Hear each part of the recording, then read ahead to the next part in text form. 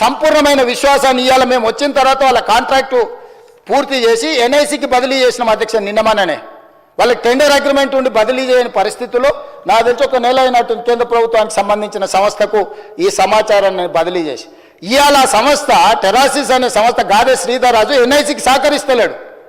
ఎందుకంటే ఈ డేటా మొత్తం ట్రాన్స్ఫర్ చేయాలి. ప్రభుత్వ రంగ సంస్థ దాన్ని నిర్వహించాలి అని అంటే తన దగ్గర ఉన్న సమాచారాన్ని మొత్తం ఈ కేంద్ర ప్రభుత్వానికి బదిలీ చేస్తే తప్ప, కేంద్ర ప్రభుత్వ రంగ సంస్థకు బదిలీ చేస్తే తప్ప ఈరోజు అది నిర్వహించలేని పరిస్థితి. ఎందుకు మేము కొంతకాలం మౌనంగా ఉన్నామంటే ఇప్పుడు ఏ మాత్రం ఇందులో ఏ కేసులో ఇంకే విచారణకు ఆదేశిస్తే ఒక్క టాక్స్ హెవెన్ కంట్రీస్లో కేమెన్ ఐలాండ్స్లో లేకపోతే వర్జీనియా, బ్రిటిష్ వర్జీనియా ఎక్కడో ఉండి ఒక్క క్లిక్ కొడితే మన దగ్గర ఉన్న సమాచారం మొత్తం క్రాష్ అయిపోతుంది అధ్యక్ష. మన దగ్గర ఉండే సర్వర్లు అన్నిటిని కూడా డౌన్ చేస్తే దీన్ని రిపేర్ చేసుకోవడానికి, రిస్టోర్ చేసుకోవడానికి లేదా భవిష్యత్తులో రిజిస్ట్రేషన్లు చేసుకోవాలంటే కూడా అది రోజులు పట్టొచ్చు, నెలలు కూడా పట్టొచ్చు అధ్యక్ష. ఇంత కుట్రపూరితంగా ఒక వ్యక్తి చేతిలో యువరాజు గారిని ఆ రాజులు ఇంప్రెస్ చేసి ఉండొచ్చు. యువరాజు గారికి ఆ రాజులు అత్యంత సన్నిహితులు, కుడి భుజం ఎడం భుజం అయి ఉండొచ్చు.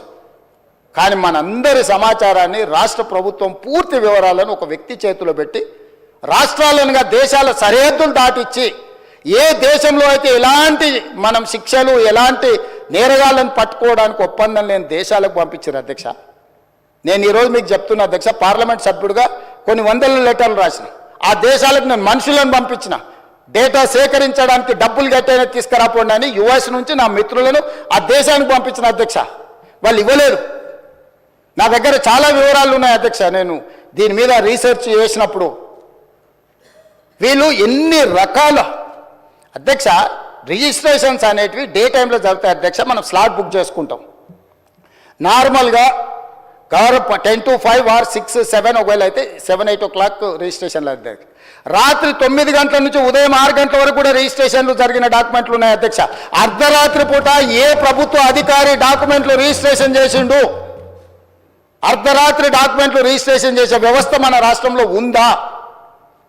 ఏ చట్టం ప్రకారం అర్ధరాత్రి పూట డాక్యుమెంట్లు ఎగ్జిక్యూట్ అయినాయో ఇవాళ మనం